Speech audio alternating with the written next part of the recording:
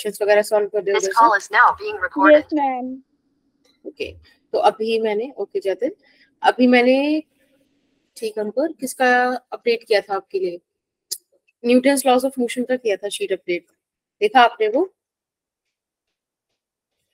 नहीं नहीं देखा तो कोई इशू नहीं है। अच्छा देखा, ठीक है। तो उसको ना तुम संडे तक जरूर कर लेना, ठीक है, ताकि फिर मंडे के बाद कभी भी हम ना एक सेशन, मतलब मैं आपको ऑब्वियसली पहले दिन इन्फॉर्म कर दूंगी, पर एक फिर डाउट सेशन रख लेंगे। Is that okay? कल तो आपकी रिवीजन क्लास है सैटरडे को, तो आराम से पेपर दे लेना। हो सकता है तो सुबह में ही दे दिया करो पेपर, ताकि वो संडे बचा हुआ रहे आपके पास। और उसमें तुम वो वाली चीजें ट्राई कर लेना एक बारी, मुझे अपनी प्रॉब्लम्स बता देना, ताकि मैं उनको इंक्लूड करके एक मतलब पीपीटी बना पाऊँ, ठीक है। और उसके अलावा अगर मुझे लगता है कि कुछ क्वेश्चंस इंपॉर्टेंट है या तुम्हारे क्वेश्चंस मतलब उस पूरे स्पैन के लिए इक्वल मतलब नहीं है उसमें, तो मैं ऐड करा दूंगी, ठीक है। न्यूमेरिकल की प्रैक्टिस कर लेंगे। Is that okay?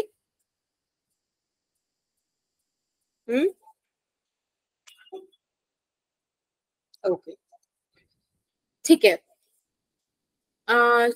Jatin class की टाइमिंग्स, एक सेकंड रुको मैं बता देती हूँ। वैसे तो आपके साथ शेयर हो जाएगा फोटो, एक सेकंड रुको बस अभी बता दी।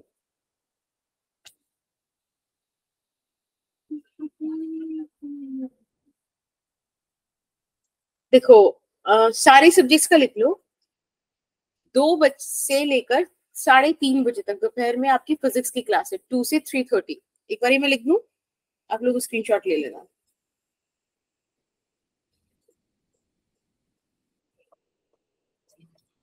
2 PM से 3:30 PM तक आपका फिजिक्स चलेगा। फिर 3:45 PM से 5:15 PM तक। स्क्रीन पॉज हो गई शायद। ठीक है, 3:45 से 5:15 PM तक आपका केमिस्ट्री रहेगा, ठीक। आप मैथ्स के स्टूडेंट हो ना, तो इसीलिए आपको मैं मैथ्स का टाइमिंग बता देती हूँ, व्हिच विल बी 5:30 to 7। अलग हो गया, 6 से 7:30 PM तक रहेगा। मैम इस बार इतना डिफरेंस कैसे हो गया? बता नहीं, बट ये ठीक है, ठीक है। आपकी यस मैम। चीनू मैम लेंगी राइट? Yes ma'am. और केमिस्ट्री लेंगे आपके, कौन लेंगे केमिस्ट्री? राज सर। राज सर। फिजिक्स कौन लेगा? खुशी मैम। खुशी मैम। हाँ, सही है। चलो ठीक है। मैम स्क्रीन अच्छी लग रही है आज, है ना? अरे मैं बताने भूल गई, आज मैंने वो फिर से, मैं खाली नहीं हूँ, पहली बात तो मुझे बताओ, लेकिन मैंने फिर भी थोड़ा सा टाइम निकाला कि ना यूट्यूब पे ऐसे देख रही थी मैं, तो 30 की कुछ स्लाइड्स हमारी ब्लैक बैकग्राउंड पे थी, 30 की कुछ ब्लू पे थी, so I thought it's time to change. ये रही एक नई स्लाइड। अच्छा कल हमने क्या पढ़ा था मैम? बताइए? कल हमने फिजिक्स में कुछ नहीं पढ़ा था मैम, क्लास ही नहीं हुई थी कल।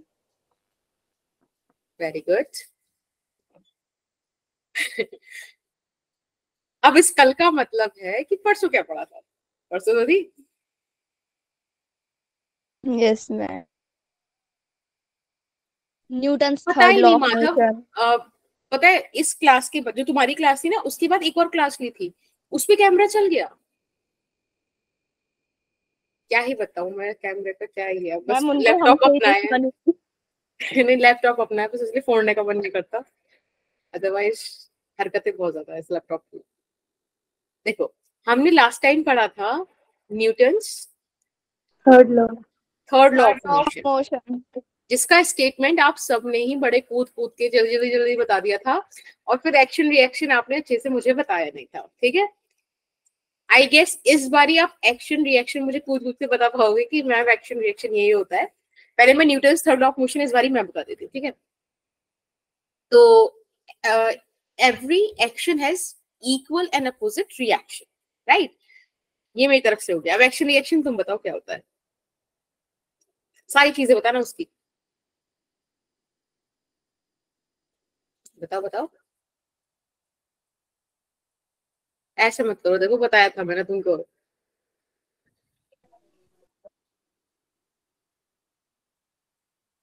हाँ भाई, बताया नहीं था कि एक्शन रिएक्शन एक ही मतलब दो मैम डिफरेंट बॉडीज पे सेम लगती है। उसको सेम उस पे होता है मैम, इसका क्या कहते हैं। हम्म, ठीक है, डिफरेंट बॉडीज पे एक्ट करती है, पेयर में रहती है, ऑलवेज एग्जिस्ट इन पेयर, बताया था। Yes ma'am. और क्या बताया था, एक और पॉइंट बताया था भाई साहब, नोट्स वगैरह पढ़े नहीं ना तुमने? समझ में आया था वो वाला लेक्चर या नहीं आया था? मैम आया था। Hmm course are same nature. Same nature की होती है। यस मैम, देखो मैं अगर, यही बोल रही थी मैम, मेरे को इसका ये याद नहीं आ। अच्छा ठीक है, अगर तुम्हें लेक्चर समझ में नहीं आया तो मुझे बता दो, मैं दोबारा से करा दूंगी, कोई इशू नहीं है, बट समझ लो काफी अच्छा लेक्चर था। हम्म आज क्या पढ़ोगे? आज हम सबसे पहले तो कॉन्सेप्ट ऑफ वेइंग मशीन देखेंगे, और कॉन्सेप्ट ऑफ वेइंग मशीन से बड़ा ही प्यारा टॉपिक निकालेंगे, और वो होगा जी इफेक्टिव। ठीक है, अब मुझे जी इफेक्टिव के बाद एक न्यूटन थर्ड लॉ और सेकंड लॉ की हेल्प से हम एक टॉपिक निकालेंगे, कंजर्वेशन ऑफ मोमेंटम। ठीक है, अब मुझे आइडिया ऐसा फील हो रहा है कि इसमें ना अपना पूरा टाइम कंज्यूम हो भी नहीं पाएगा, और इतना टाइम भी नहीं बचेगा कि मैं आपको एक नया topic which would be spring force वो स्टार्ट करा दूं। ठीक है, बट लेट्स सी, जैसे होता है हम वैसे कर लेंगे, कोई इशू नहीं है। सबसे पहले वेइंग मशीन को समझते हैं।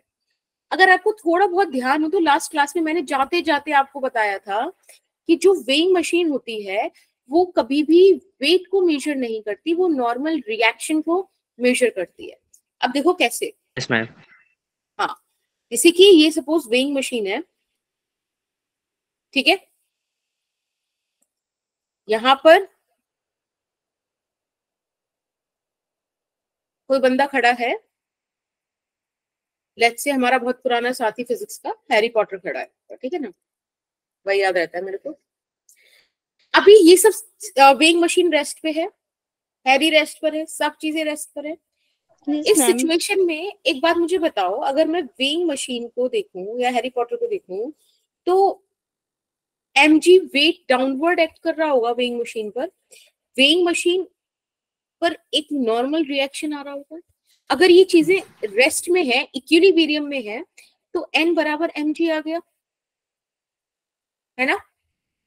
Yes ma'am. Yes ma'am. यानी कि जब सिस्टम रेस्ट में है, समझो सिस्टम क्या है, हैरी और वेइंग मशीन, तब normal reaction is equals to weight. तो वेइंग मशीन वेट मेजर नहीं कर रही थी, वेइंग मशीन जो रीडिंग देती है that is of normal reaction. अब देखो, इसीलिए कभी ना वेइंग मशीन खरीदो तो वो आपको क्या लिख के बोलते हैं कि उसको स्टेबल रखो, स्टैटिक रखो, सेम लेवल पे रखो, है ना, प्रेशर इक्वली डिस्ट्रीब्यूट करो, बहुत सारी चीजें वो आपको बताते हैं, तभी आपको एक्यूरेट मेजरमेंट देखने मिलेगी। उसका रीजन ही ये है क्योंकि अगर आप चीजें सही से नहीं रखोगे तो कुछ फिर कंपोनेंट वगैरह निकल जाएगा, एग्जैक्ट रीडिंग आपको मिलेगी नहीं। यस और no? Yes. Yes ma'am. Okay, अब सोचो, सोचो क्या सोचोगे। हम इस वेइंग मशीन को उठा के एक लिफ्ट में रख देते हैं, ठीक है, देखो ये एक लिफ्ट है अपने पास, ठीक है, हमने वो वाली वेइंग मशीन उठाई और उसको एक इस लिफ्ट में हमने रख दिया, दिस इज वेइंग मशीन।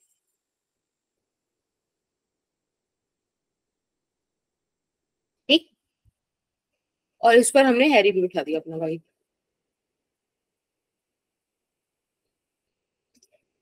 ये रहा। अब क्या है, हमने ना सिचुएशन ऐसी दी है कि जो लिफ्ट है वो अपवर्ड डायरेक्शन में एक्सेलरेट कर रही है, इस डायरेक्शन में उसका कुछ एक्सेलरेशन है। अब बताओ वेइंग मशीन का क्या रीडिंग होगा, एक बार आप लोग ट्राई करो उसको, फ्री बॉडी डायग्राम बनाओ, उससे कैलकुलेट करो, कम ऑन, करोगे तभी मजा आएगा।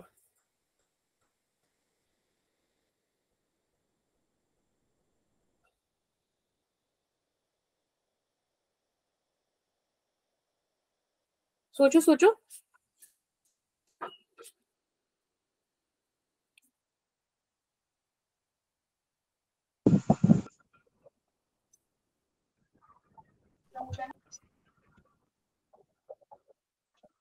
नहीं, देखो हम सबसे पहले एक काम करेंगे कि हम, बेटा किसी का ऑन रह गया है, कि हम फ्री बॉडी डायग्राम बनाएंगे हैरी का, ठीक है। अब हैरी का जो वेट है वो डाउनवर्ड एक्ट कर रहा होगा, लेट्स से mg, उस पर नॉर्मल रिएक्शन वेइंग मशीन लगा रहा होगा, और ये एक्सिलरेट हो रहा है अपवर्ड डायरेक्शन में, राइट। तो आप मुझे एक बात बताओ, यहाँ पर जब अपवर्ड डायरेक्शन में एक्सिलरेशन हो रहा है तो मैं नेट फोर्स निकालूंगी तो अपवर्ड वाली फोर्स को डोमिनेटिंग मानूंगी ना, मैं यहाँ पर n minus m g is equal to m a लिखूंगी ना। यहां से आप n का वैल्यू देखो, it is m g plus a. अगर आप किसी लिफ्ट में वेइंग मशीन पे चढ़ जाओ तो जो आपका वेट है उससे ज्यादा वेट दिखाएगा। Weighing machine reach more weight than actual. क्या समझ में आया यहाँ पर?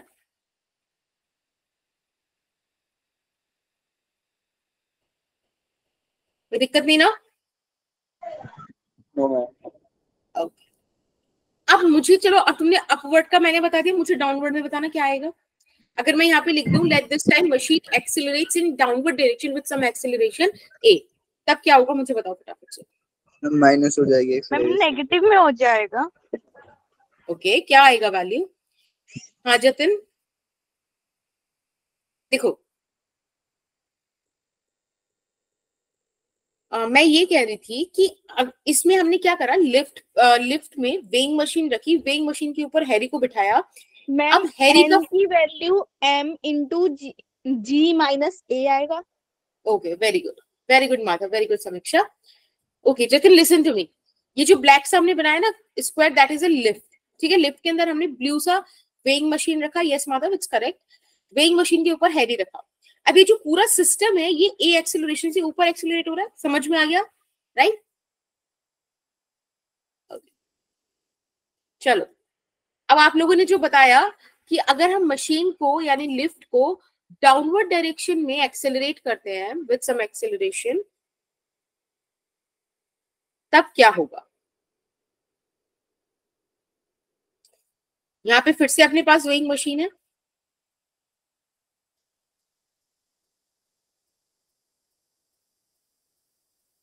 लाइक दिस, ठीक है ना। और वही हम अपना हैरी खड़ा है, और इस बार लिफ्ट डाउनवर्ड डायरेक्शन में एक्सेलरेट हो रही है। अगर आप फ्री बॉडी डायग्राम बनाओगे हैरी का तो यू विल गेट कि एमजी डाउनवर्ड एक्ट करेगा, नॉर्मल रिएक्शन वेइंग मशीन ऊपर लगाएगी, एक्सेलरेशन ये, यानी कि mg minus n is equals to m ए।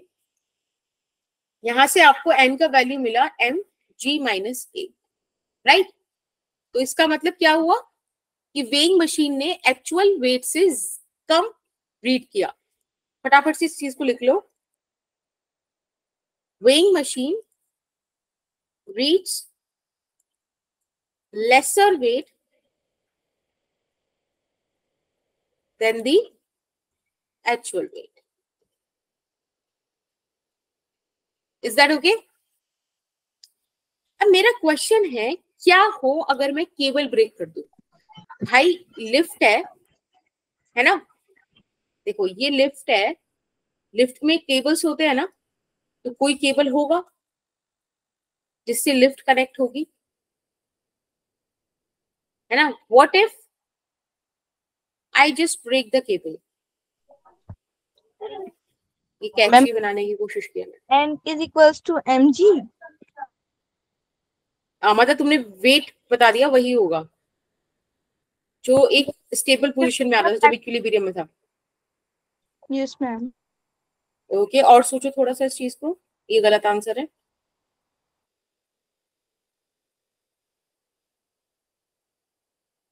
सोचो सोचो, मैं इतने वेइंग मशीन पे हैरी को खड़ा करती हूँ, बेचारा जाने वाला है तो फिर भी चलो।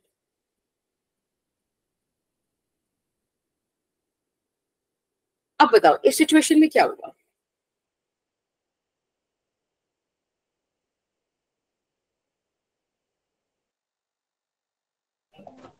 मैम पता नहीं मैम, मेरे तो वही आंसर आ रहा है, इसमें समझ नहीं आ अच्छा एक बात मुझे बताओ, अगर केबल ब्रेक हो जाती है तो क्या होगा? चलो बस उतना बताओ, एक स्टेप बाय स्टेप चलेंगे। मैम एक्सीलरेशन डाउनवर्ड हो जाएगी। हाँ, लिफ्ट गिर जाएगी ना। Yes, yes ma'am. Ma'am. Yes, अब कुछ ma'am. कंट्रोल्ड एक्सेलरेशन नहीं होगा, यानी कि लिफ्ट पे जो कुछ भी है वो अर्थ फोर्स लगा रही है। Lift will move under the effect of gravity, free fall होगा। इफ केबल ब्रेक्स, बड़ी प्यारी बात है, इसको याद रखना। If cable breaks then lift will undergo free fall. Is that okay? Free fall में जाएगी बेटा। फ्री फॉल का मतलब क्या होता है कि acceleration is equals to g. अब इस सिचुएशन में ना आप बनाकर देखो इसका फ्री बॉडी डायग्राम। देखो, वेट डाउनवर्ड एक्ट करेगा, नॉर्मल रिएक्शन वेइंग मशीन ऊपर लगाएगी, एक्सेलरेशन जी डाउनवर्ड है, ऑब्वियसली डाउनवर्ड फोर्स डोमिनेटिंग होगी, is equals to m g. N क्या आ जाएगा? M g minus m g, यानी कि जीरो। ये कंडीशन पता है बड़ी स्पेशल कंडीशन है, इस कंडीशन को बोलते हैं वेटलेसनेस। अगर कभी लिफ्ट का फ्री फॉल होता है तो कोई रीडिंग नहीं आएगी वेइंग मशीन। अब वो अलग बात है कि इस सिचुएशन में आपकी हिम्मत ही नहीं होगी वेइंग मशीन को देखने की, क्योंकि अगर मतलब मैं ऐसे नहीं कह रही कि आपको कोई और है, लेट्स से हैरी ही है, ऐसे गिर रहा होगा और लिफ्ट टूट जाएगी, बेटा मौत मंडरा रही है, क्या ही वेइंग मशीन देखेगा वो? फिर वो अपनी वो रूम पे बैठ के निकल लेगा। अब इसका कॉन्सेप्ट फील करो। मैंने आपसे 3 केस डिस्कस करे, राइट? कितने केसेस डिस्कस करे? 3। पहला केस था जब एक्सेलरेशन अपवर्ड डायरेक्शन में है, उसके अंदर नॉर्मल रिएक्शन आ रहा था एम जी प्लस ए, राइट? दूसरा केस था जब एक्सेलरेशन डाउनवर्ड था और नॉर्मल रिएक्शन आ रहा था एम जी माइनस ए। थर्ड केस था जब मैंने कहा कि फ्री फॉल हो रहा है, तब नॉर्मल रिएक्शन, सॉरी एक चीज मिस कर दी, फ्री फॉल के केस में आप लिखोगे कि एक्सेलरेशन इज इक्वल्स टू जी, और वो भी डाउनवर्ड डायरेक्शन में। समझ लो ना, ये एरो का मतलब डिक्रीज इंक्रीज नहीं, डायरेक्शन शो कर रहा है। N is equals to 0। इसके अलावा आपने एक केस पढ़ा था विच इज इक्विलिब्रियम वाला केस, या ऐसे बोलूं कि रेस्ट वाला केस है ना, हॉरिजॉन्टली वो रेस्ट कर रहा है, सिस्टम इज इन रेस्ट। उस सिचुएशन में बेटा n is equals to m g था। कुछ समझ में आ रहा है क्या ये जो मैंने रिजल्ट्स यहाँ पे लिखे हैं? तब एक समरी सी तो हो ही गई जो हमने डिस्कस किया, बट कुछ Yes, ma'am. ऑब्जर्व कर पा रहे हो? सोचो, कुछ ऐसा कुछ कॉमन सा कुछ पैटर्न निकाल पा रहे हो? राइट जतन, हार्ट अटैक से जाएगा इंसान। सोचो,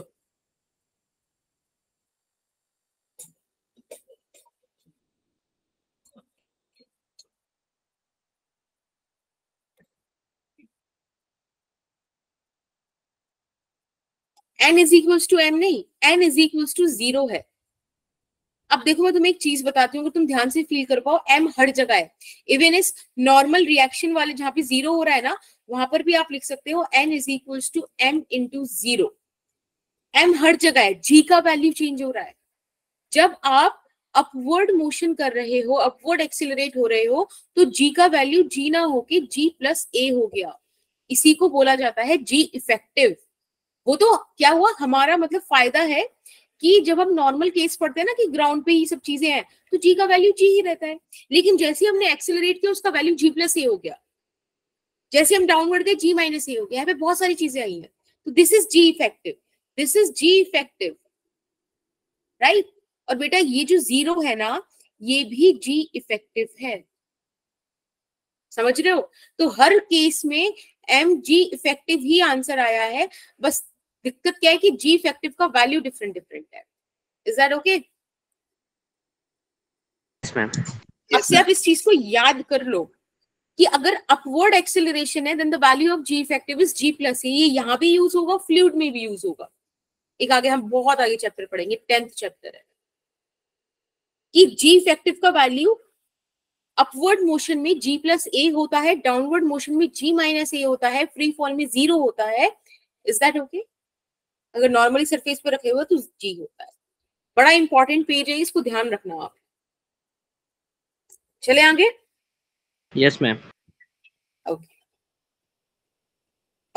इस क्वेश्चन का आंसर दो। What if lift accelerates in downward direction with more than the value of g?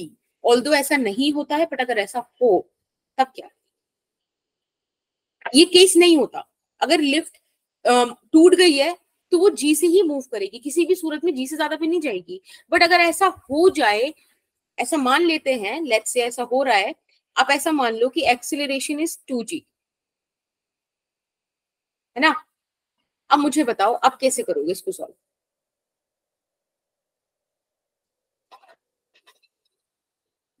इससे क्या निकल रहा है, मतलब फील करना इस केस को।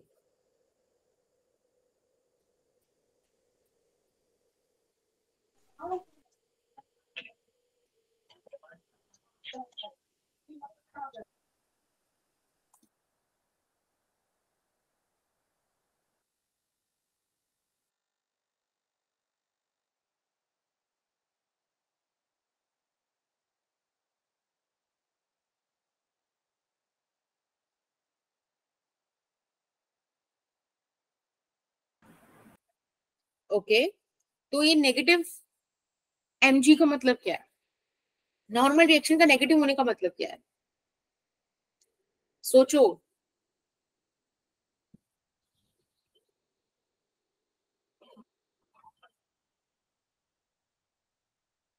देखो, जतिन ने बिल्कुल सही बात बोली कि अगर एक्सेलरेशन 2g डाउनवर्ड डायरेक्शन में है, तो ये जो हम लिफ्ट बनाएंगे,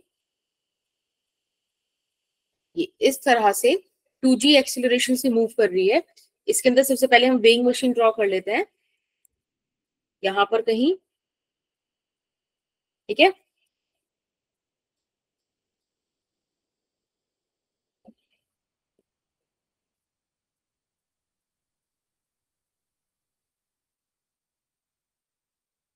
ये रही वेइंग मशीन अपनी, इस पर हैरी को बिठा देते हैं, बेचारा वही हमारा एक्सपेरिमेंटल चूहा है। यहाँ पर आ गया। अब देखो, अब अगर मैं हैरी का डायग्राम बनाऊं, फ्री बार डायग्राम, तो यहाँ पर वेट कितना एक्ट कर रहा है? mg। नॉर्मल रिएक्शन n लग रहा है, और डाउनवर्ड डायरेक्शन में जो एक्सेलरेशन है दैट इज 2g, यानी कि डाउनवर्ड वाली फोर्स डोमिनेटिंग होगी इस तरह से। और यहां से अगर आप नॉर्मल रिएक्शन का वैल्यू निकालते हो तो वो आएगा, m कॉमन ले लूं तो g माइनस 2g, यानी कि m minus g, right. Normal reaction can never be negative. अगर ये नॉर्मल रिएक्शन नेगेटिव आ रहा है ना, इसका मतलब क्या है? इसका मतलब ये है कि दे लॉस्ट द कांटेक्ट। अब कांटेक्ट में नहीं है चीजें, अब वेइंग मशीन और इस हैरी के बीच कांटेक्ट ही नहीं है। अब पता है लिफ्ट भी नीचे गिर रही है, हैरी और मशीन का कोई कांटेक्ट नहीं है। अब हैरी जो है वो एक्सेलरेशन जी से नीचे जा रहा है ना, फ्री फॉल। Yes, ma'am. लेकिन लिफ्ट 2g से नीचे जा रही है। फील कर पाओगे होगा क्या? लिफ्ट टकरा जाएगी हैरी Yes, ma'am. से। Yes.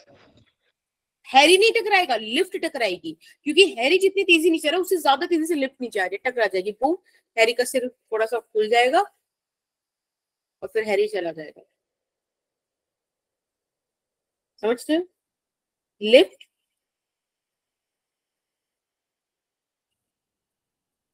Hits the Harry. तो ये चीज पॉसिबल नहीं होती, अगर होगी तो ऐसा कुछ होगा। एन नेगेटिव है तो इसका मतलब ये है, ये बात भी ध्यान रखना, n can never be negative. N अगर नेगेटिव आ रहा है मतलब एन इज जीरो, कॉन्टेक्ट ही नहीं है। ठीक है, इसका मतलब ये होता है। Is that okay? समझ में आई ये वाली चीज? Yes, ma'am. मैंने रिपीट कर दो। ओके, ठीक है, काफी मतलब नई सी चीज है तो इट डिजर्व्स रिपीटेशन। ये जो लिफ्ट है, लिफ्ट में वेइंग मशीन है, वेइंग मशीन के ऊपर हैरी है। हमने कहा कि अब लिफ्ट को हमने तोड़ा, लेट्स से कि हम मान रहे हैं कि भाई फ्री फॉल में हर बार जी से ही क्यों आए, इस बार 2g से आ रही है, तो लिफ्ट 2g से मूव कर रही है। जब लिफ्ट 2g से मूव कर रही है, मैंने हैरी का फ्री बॉडी डायग्राम बनाया, तो आपने देखा कि mg वेट डाउनवर्ड एक्ट करेगा, नॉर्मल रिएक्शन ऊपर लगेगी और 2g से एक्सेलरेशन नीचे की तरफ है, यानी कि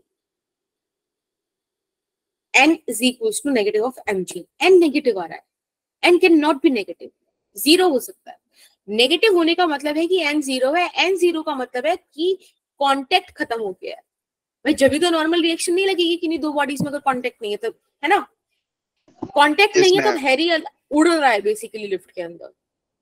अब जब हैरी उड़ा तो अब हैरी का एक्सेलरेशन g, लिफ्ट का एक्सेलरेशन 2g, तो हैरी g एक्सेलरेशन से नीचे आ रहा है, लिफ्ट 2g से आ रही है, एक पॉइंट पे it is going to hit the Harry. ये सुनो Yes, ma'am. Ma'am. बस, ठीक है, चले आगे। ओके, एक क्वेश्चन है ये, इस क्वेश्चन में ये जो लिफ्ट है, लिफ्ट के अंदर ये फिर से हम हैरी ही मान लेते हैं, ठीक है? और इस बार ना एक रोप है जो लिफ्ट से कनेक्टेड है, एक एंड जिसका, और एक एंड हैरी ने होल्ड किया हुआ है। दिख रहा है हमको? Yes, ma'am. ठीक है, आपसे पूछा गया है, let's say this is Harry, ये लिफ्ट है अपनी, और ये एक रोप का एंड लिफ्ट से कनेक्टेड है, एक हैरी ने पकड़ रखा है।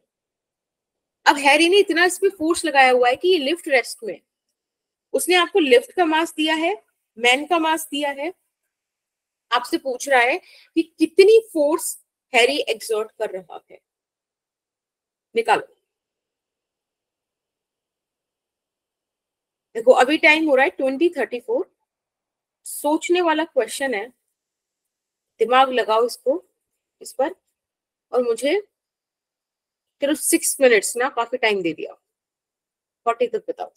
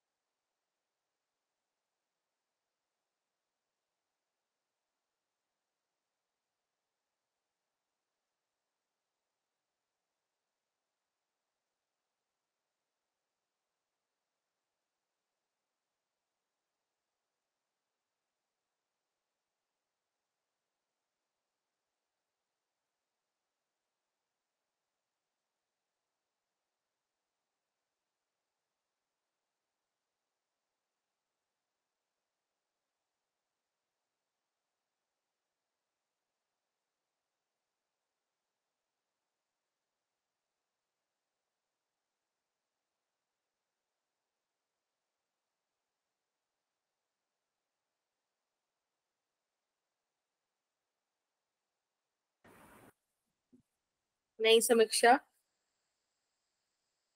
1800 नहीं आएगा।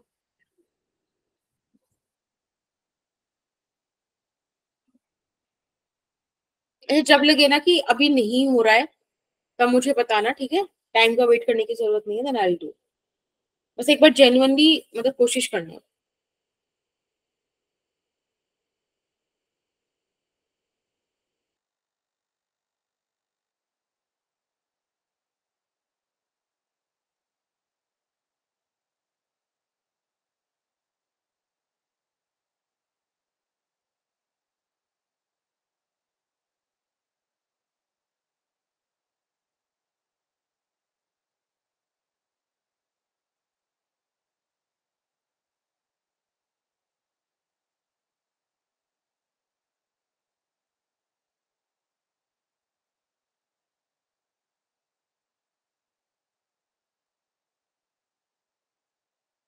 मैम आप करवा दो। देखो पता है ये क्वेश्चन ना दो टाइप से आ सकता था। जो सेकंड टाइप होगा ना वो तुम्हें और दिक्कत देगा, उसको मैं तुम्हें बाद में बताऊंगी, ठीक है? अभी पहले समझो इस वाले क्वेश्चन को। एक बात मुझे बताओ, ये फोर्स लगा रहा होगा, है ना? कुछ टेंशन लगा रहा होगा बेसिकली, वही टेंशन यहाँ भी लग रही होगी, है ना? String same tension is going to be, ठीक है? हमारे पास फ्री बॉडी डायग्राम के अलावा और ऑप्शन ही क्या है? हम फ्री बॉडी डायग्राम बनाएंगे।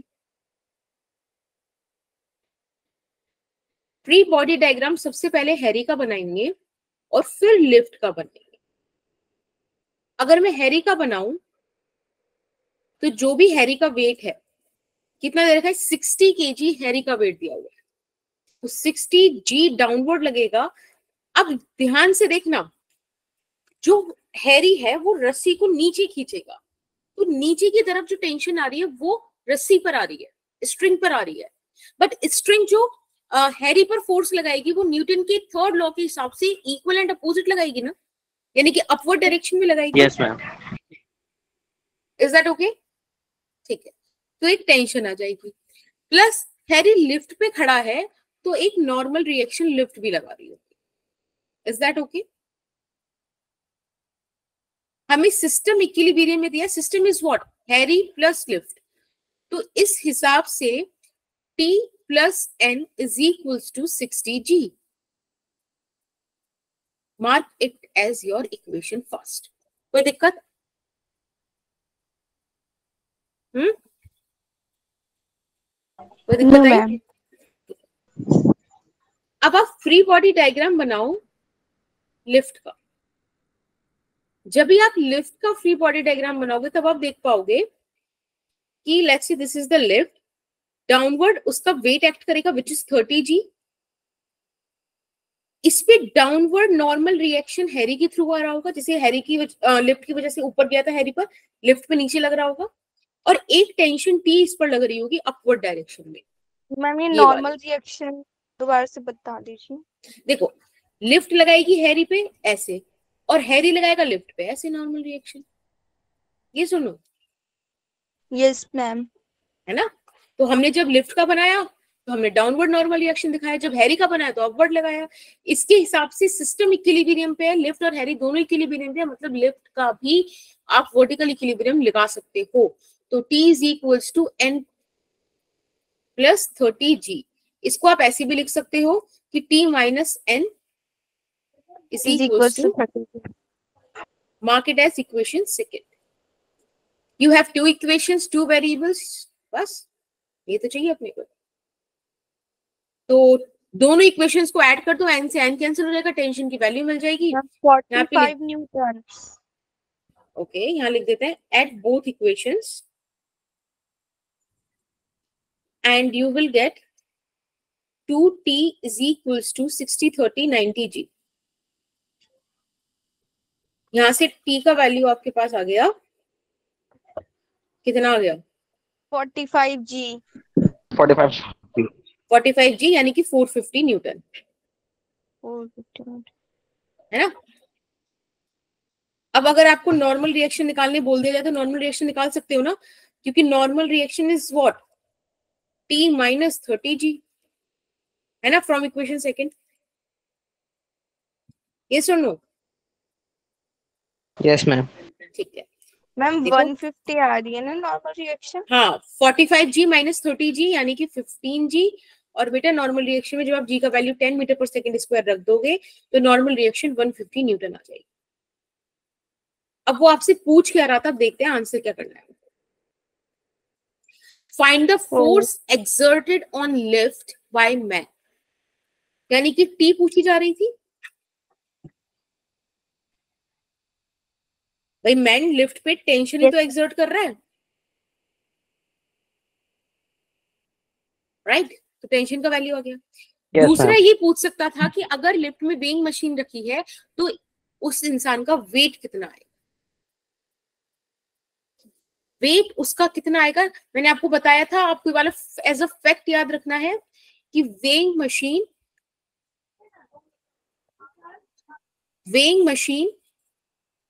Always reads the normal reaction.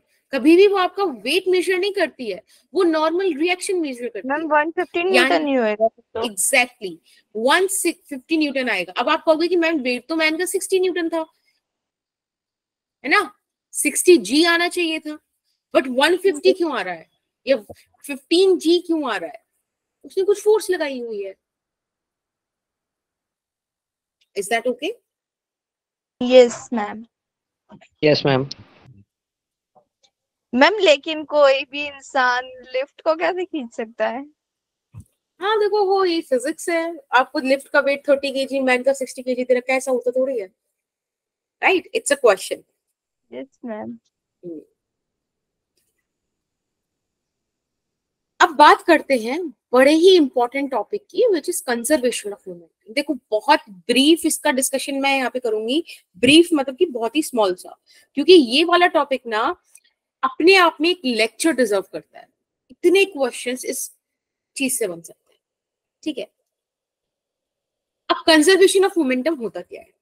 तो सबसे पहले ना आपको कुछ कुछ चीजें समझनी पड़ेंगी, जैसे कि आपको समझना पड़ेगा कि एक सिस्टम होता है और वो सिस्टम आप बताते हो। जैसे कि अभी मैंने बोला लिफ्ट और हैरी सिस्टम है ना। एक बार ये आपने सिस्टम डिफाइन कर दिया तो सिस्टम के अंदर जो चीजें चल रही है दैट आर इंटरनल फैक्टर्स। उसके अलावा बाहर से जो कुछ भी है that would be external factor. ये सुनो, राइट? Yes ma'am. हाँ, system is something that we define.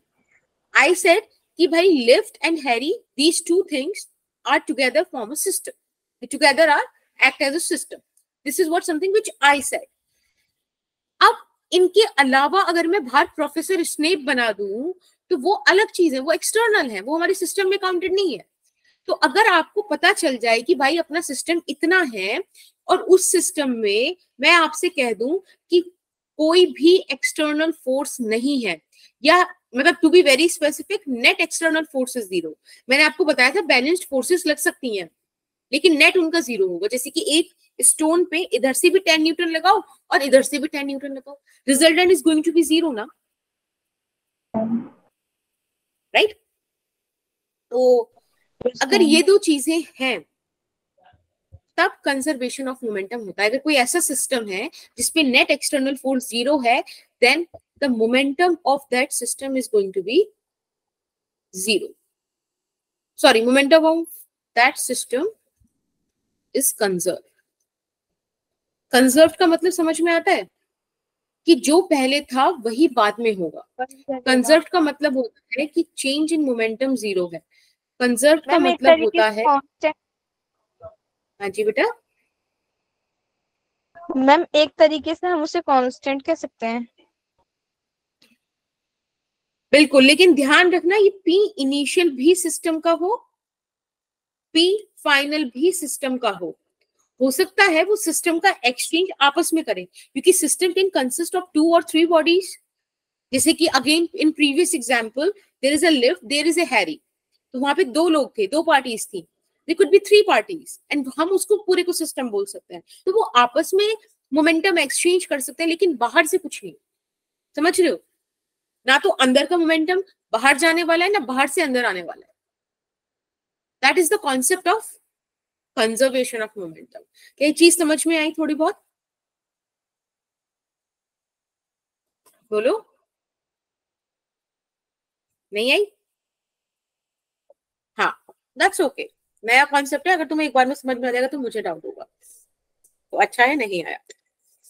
अब सुनो, आपको मुझे अब एक एक करके आंसर करते रहो कि ये चीज समझ में आई कि नहीं।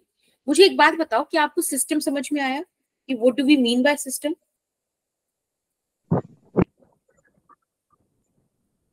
सी एटलीस्ट रिप्लाई। नहीं आया, ओके। देखो, सिस्टम मतलब कोई ऐसी चीज जिसको मैं ऑब्जर्व कर रही हूँ, वैसे तो पूरा यूनिवर्स है, लेकिन एक बात मुझे बताओ, मैं क्या ऐसे खड़े हो जाऊं कि मेरे घर के बाहर जो इंटरसेक्शन है, जो चौराहा है, कि वहां से एक भी गाड़ी ना गुजरे क्योंकि मैं 6:30 से 10:30 तक क्लास ले रही हूँ, शांति चाहिए मेरे को? नहीं कर सकती ना। मैं इतना कर सकती हूँ कि मेरे कमरे में आवाज ना आए, तो मेरे लिए ये कमरा सिस्टम हो गया। बाकी बाहर इसके आगे लोग लड़ लें, है ना, गाली गलौज करें, बैठ के आराम से मजे करें, मारे पीटे एक दूसरे को, कोई फर्क नहीं पड़ता मुझे, बस इस कमरे में आवाज ना आए। तो पूरे यूनिवर्स में वो पोर्शन जिसको आप ऑब्जर्व करते हो, दैट इज योर सिस्टम, और उसके अलावा बाकी सब कुछ सराउंडिंग है। ठीक है, कूल। अब system is something that I make, है ना, system is something that you can decide. जैसे मैंने अभी आपको प्रीवियस एग्जांपल बोला कि लिफ्ट थी, लिफ्ट में वेइंग मशीन थी, वेइंग मशीन पे हैरी पॉटर खड़ा था, लिफ्ट है ना, तो मैंने क्या बोला, लिफ्ट और Harry Potter, this system is in equilibrium. अगर आपने ध्यान से देखा हो तो क्वेश्चन में भी ये चीज लिखी हुई थी कि सिस्टम इक्विलिब्रियम में है। देखो, थोड़ा सा क्लियर हो, ये रहा, yes ma'am. System is in equilibrium, है ना। तो हमने वो हैरी वाली केस में भी इक्विलिब्रियम की कंडीशन लगाई थी और लिफ्ट वाले केस में भी इक्विलिब्रियम की कंडीशन लगाई थी। अब समझ में आया सिस्टम क्या होता है?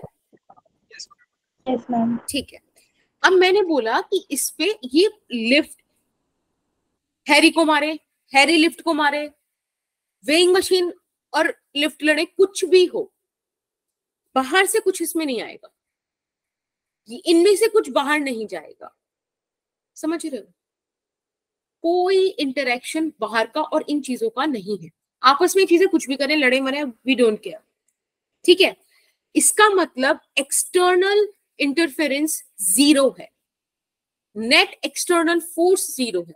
भाई कोई एक सिस्टम है, लेट्स से मेरे पास ये कुछ सिस्टम है, इसके अंदर जो कुछ भी चल रहा है दैट्स ओके, बट इस पे बाहर से मैं कितनी भी फोर्स लगाऊं, मैंने 10 न्यूटन इधर से लगाई, 10 न्यूटन इधर से लगाई, पर कुछ नहीं हो रहा क्योंकि नेट एक्सटर्नल फोर्स जीरो है। Is that okay?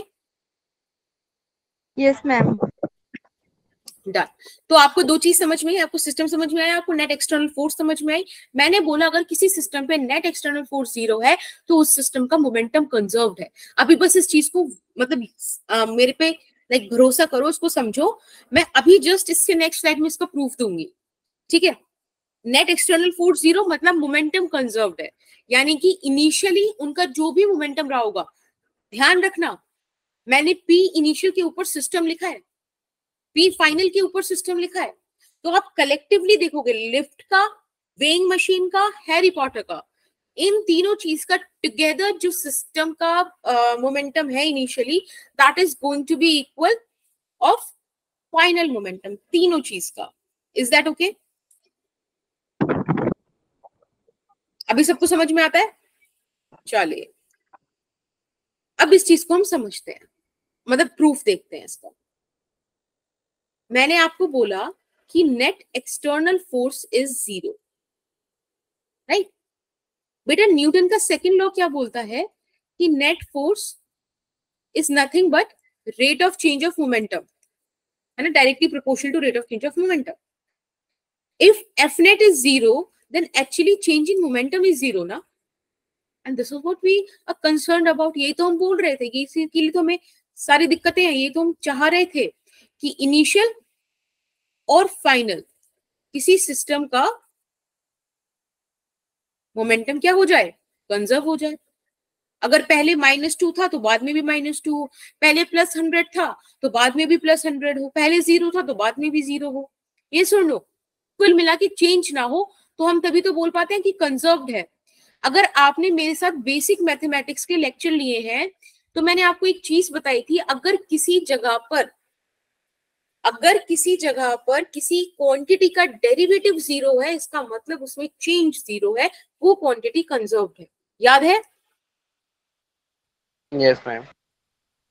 ओके, अभी समझ में आई ये वाली चीज? पिछली वाली स्टेटमेंट Yes, का प्रूफ ma'am. मिल गया था। ठीक है, एक छोटा सा एग्जांपल और मैं बताती हूँ। कभी आपने ओलंपिक गेम्स वगैरह देखी हो, शूटिंग वगैरह देखी हो? शूटिंग मतलब उस टीवी सीरियल मूवीज वो वाली शूटिंग नहीं, वो लिटरली शूटिंग, फायर गन, है ना? तो ऐसा बताया जाता है कि गन को शोल्डर पे मत रखो। क्यों? क्योंकि जैसे ही आप गन से बुलेट फायर करोगे, गन रिकॉइल करती है, यानी कि पीछे आती है। It could hurt the shoulder, right? यानी कि इस सिचुएशन में हमने क्या कंसिडर किया है कि गन, एक बार मैं गन बनाने की नाकाम कोशिश करूंगी, ठीक है? इमेजिनेशन अपनी अच्छी कर लोगे तुम लोग, आई नो।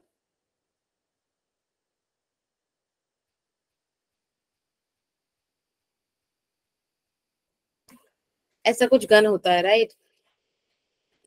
ठीक है, या अब इसमें से एक बुलेट मैंने फायर की। सोचो जब ये बुलेट अंदर है तब भी तो ये एक सिस्टम है। मैंने इस बार जो सिस्टम डिफाइन किया, मेरे लिए वो सिस्टम है बुलेट प्लस गन। ठीक, बुलेट और गन का combination is a system for me. जब बुलेट गन के अंदर थी तब भी वो सिस्टम था, अभी बाहर है अभी भी सिस्टम है। अब देखो, इनिशियली रेस्ट पे थे, गन भी रेस्ट में, बुलेट भी रेस्ट पे। तो अगर मैं देखूं तो इनिशियल मोमेंटम पूरे सिस्टम का, ठीक है, जीरो था। Yes, अब जब ma'am. मैंने बुलेट फायर की तो बुलेट क्या होगा, आगे मूव करेगी इस तरह से, Yes, ma'am. जैसे आप छोटा एम, गन push और गन करेगी थोड़ी. बड़े एम की पीछे मूव करेगी। Yes, बी से ma'am. नहीं, कुछ अलग से जाएगी, यू से मान लो, ठीक है? अब देखो, Yes, ma'am. बुलेट ने, सॉरी, बुलेट पर गन ने आगे फोर्स लगाई होगी, force on bullet due to gun. Similarly gun पर भी एक फोर्स लगी होगी, force on gun due to bullet. अब मुझे नेट एक्सटर्नल फोर्स जीरो रखनी है ना? Yes, तो ma'am. ये बिल्कुल नेट एक्सटर्नल फोर्स जीरो भी है, इक्वल अपोजिट, न्यूटन के थर्ड लॉ से आई है ये वाली फोर्सेस। ये तो हम बोलते थे, दो different bodies, same nature, acting in opposite direction, वही सब कुछ है। दे आर एक्शन रिएक्शन, ये सुनो। Yes, ma'am. यानी कि P इनिशियल इज जीरो और P फाइनल हो जाएगा, एक सेकंड रुकना बेटा, P फाइनल हो जाएगा अपने पास small m into v minus capital M small u। अब वो अलग चीज है कि यहाँ पे इनिशियल सिस्टम का मोमेंटम जीरो था, तो आपको मिल जाएगा mv बराबर mu के। जरूरी नहीं है हर केस में हो, है ना? जरूरी नहीं है कि ये चीज हर केस में हो ही हो, सिर्फ मैम उस केस लेकिन में होगी। जिसका सिस्टम इनिशियल सिस्टम का मोमेंटम जो है वो जीरो है, उसमें तो ये पॉसिबल है ना? हाँ, उसमें उसमें ये चीज पॉसिबल है, बिल्कुल है। अब इसके कुछ क्वेश्चंस करते हैं, अगर आपको इस कॉन्सेप्ट में कोई दिक्कत ना हो तो इसके कुछ क्वेश्चंस कर ले। Yes ma'am. ठीक है भैया, जैसे कि आपको ये क्वेश्चन दिया है, यहाँ पे गन का मास आपको 5 kg और आपसे उसका वेलोसिटी पूछा है। बेटा जब ये बुलेट की वजह से पीछे मूव करती है ना, तो कई बार आपको क्वेश्चन में रिकॉइल वेलोसिटी भी देखने मिल जाएगा कि what is the recoil velocity of the gun. तो आप समझ जाना आपसे वो यही पूछ रहा है, ठीक है? गन पीछे कितनी स्पीड से गई, आपको बुलेट का मास दिया हुआ है और बुलेट की स्पीड दी हुई है, मुझे निकाल के बताओ। और मैंने ऐसे बोल दिया कि initially the system is at rest, ठीक है? Initially system is at rest. Ma'am 8 meter पर second. Okay, we will check it out.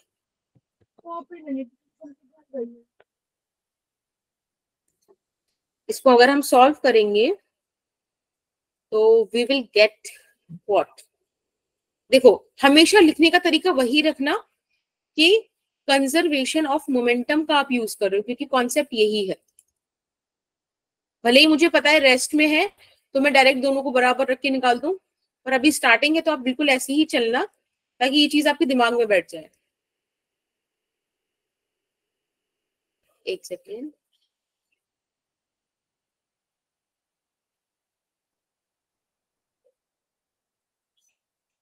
ठीक है, इनिशियल 0 है, फाइनल हो जाएगा। अब देखो बुलेट फॉरवर्ड डायरेक्शन में, क्योंकि अगर मैंने बुलेट की डायरेक्शन को पॉजिटिव लिया है तो ऑब्वियसली गन की डायरेक्शन को मुझे नेगेटिव लेना पड़ेगा एज पर दी कार्टेशियन कोऑर्डिनेट या as per the sign convention या लॉजिकली भी।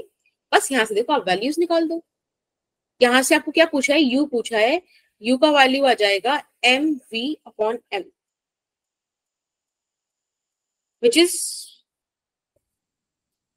is what, 8 मीटर पर सेकेंड। ठीक है, 0.2 into 200 डिवाइड बाय 5, पॉइंट से हटाया 1, 0 से 0 कैंसिल, 544 आ रहा है बेटा 4 मीटर पर सेकेंड। देखो एक बारी, ये गलत आ रहा है, नहीं 80 आएगा, 80 आएगा। वही तो 8। मैम आपने 2 से मल्टीप्लाई नहीं किया होगा। हाँ यस, 8 मीटर पर सेकेंड आ रहा है। चलो समझ में आ गया। एक क्वेश्चन और करोगे। इस Yes, क्वेश्चन ma'am. में ना इनिशियली आपको दिया हुआ है कि एक 1 kg का ब्लॉक है जो 2 मीटर पर सेकंड से मूव कर रहा है, एक 2 kg का ब्लॉक है जो 1 मीटर पर सेकंड से मूव कर रहा है। फाइनली क्या हुआ, इनमें कोलिजन हुआ। देखो 1 kg वाला ज्यादा तेज मूव कर रहा है ना, तो एक पॉइंट पे वो 2 kg से टकरा जाएगा। टकराने को इंग्लिश में कोलिजन बोलते हैं। ठीक है, जब इसे टकराएगा तो क्या देखा हमने कि 1 kg का वेलोसिटी क्या हो गया, 1 मीटर पर सेकंड। आपसे 2 kg का पूछ रहा है, बताओ।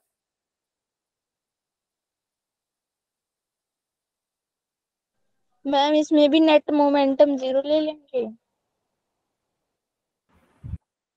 देखो खुद से चेक करो। Okay Jatin, no issues.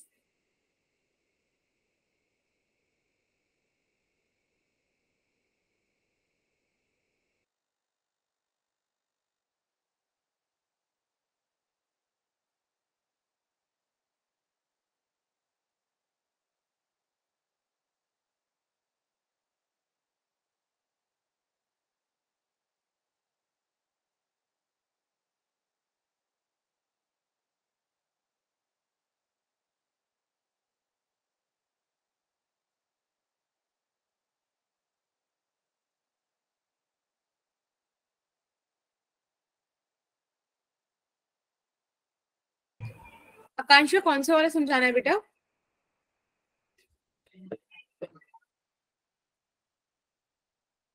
देखो आप ना ये वाला क्वेश्चन समझना, वो वाला क्वेश्चन भी आपको समझ में आ जाएगा। मैंने आपको बोला यहाँ पर ना इनिशियल और फाइनल आप 0 नहीं लिख सकते। 0.5 मीटर पर second. Okay, we will check it out.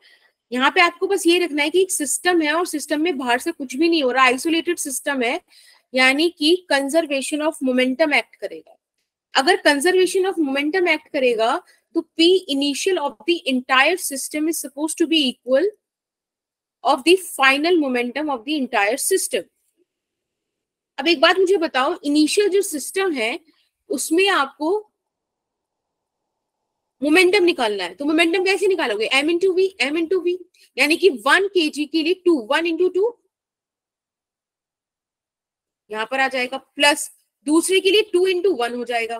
तो ये तो आया आपका इनिशियल मोमेंटम, और ये बराबर होगा आपके लिए फाइनल मोमेंटम के, तो विच इज 1 इंटू 1। और लेट्स से कि जो 2 kg वाला ब्लॉक सर्कल था जो भी था वो x स्पीड से मूव कर रहा है, ये चीज बराबर होगी। अब आप इसको सॉल्व कर लो। ठीक है, मोमेंटम कंजर्वेशन इस तरह से लगाते हैं, तो 2 + 2 माइनस का 1 इज इक्वल्स टू x, और यहाँ पे बाई 2 आ जाता है। 4 - 1 इज 3, 3/2 यानी कि 1.5 मीटर पर second. Is that okay? Yes ma'am. चलिए बढ़िया। एक क्वेश्चन करोगे, बल्कि इसको होमवर्क में रख लो, मैं आपको बताती हूँ कि ये है क्या। देखो ये एक बॉम्ब है जो इनिशियली रेस्ट पर था, ठीक है, इनिशियली एट रेस्ट। अब हुआ क्या, ये रेस्ट पे रखे रखे फट गया और 2 पार्ट्स में फटा। दोनों पार्ट्स का जो रेशियो था मासेस का वो 1:2 था। ठीक है, m1 / m2 आपको दिया हुआ है 1:2। जो 2 वाला पार्ट था वो 5 मीटर पर सेकेंड से पॉजिटिव x में गया, और जो 1 वाला पार्ट था वो नेगेटिव x में v स्पीड से गया। आपसे पूछा जा रहा है what is the value of v। ठीक है, आप इसको फाइंड आउट करोगे and we will solve it in the next class. So that's it. कल हम स्प्रिंग फोर्स पढ़ेंगे। एक ही वाला क्वेश्चन आपको रिकैप में मैं करा दूंगी ताकि थोड़ा सा याद आ जाए कि मैं अब आज क्या पढ़ा था। बाकी आज हमने लिटरली क्या क्या पढ़ा है, न्यूटन लॉज ऑफ मोशन मैंने रिवाइज कराया आपको, थर्ड वाला, राइट, पहली चीज। वेइंग मशीन दूसरा का हमने, कंसेप्ट, बिल्कुल वेरी गुड, और उसमें सबसे इंपॉर्टेंट क्या पढ़ा था आपको, जी का वैल्यू बताया ना मैंने, यस मैम, जी इफेक्टिव, जी वैरी करता है, बिल्कुल। और फिर हमने पढ़ा कंजर्वेशन ऑफ मोमेंटम। मोमेंटम। चलिए, ये अगेन आज बहुत छोटा सा डिस्कशन था कंजर्वेशन ऑफ मोमेंटम का। एक दिन मैं प्रॉपर लेक्चर इसका लेकर आऊंगी, ठीक है। That's it, thank you, next class में मिलते हैं, बाय बाय।